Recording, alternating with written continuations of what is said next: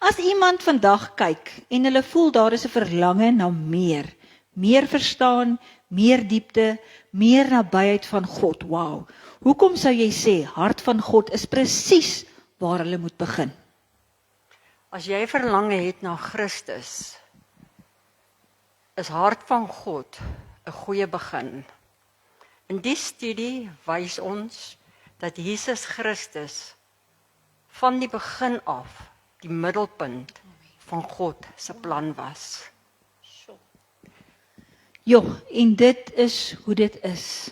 Hy het hom geskep vir die doel om ons te verlos, soos wat ek net nou gepraat het. Shamaine, baie dankie. Ons is baie opgewonde. Ek weet jy is baie opgewonde om hierdie ding aan te pak in die nuwe jaar. Hou dop op ons sosiale media, op YouTube, op Instagram, op Facebook. Waar is ons nog, Annemarie?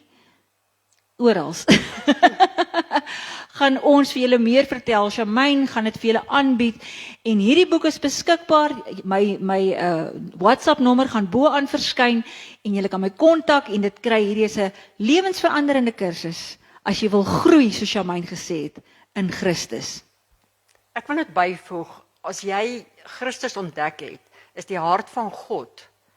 Jy gaan nie die boek neersit nie, want jy gaan weet wie Christus is. Wow. Jy gaan dieper leer van hom. En ek is 38 opdragte. Ek gaan jou beloof, dit is 'n jaarkursus hierdie. Jy gaan hom dalk in 2 maande non-stop doen nie, want jy wil meer weet van die Christus waarvan Dr. Mark Ek kan hom nie praat. neersit nie. Jo, dit is wow. Baie dankie Shamaine, en soos Shamaine altyd sê, sal ek nou maar byvoeg. Goedheid en guns.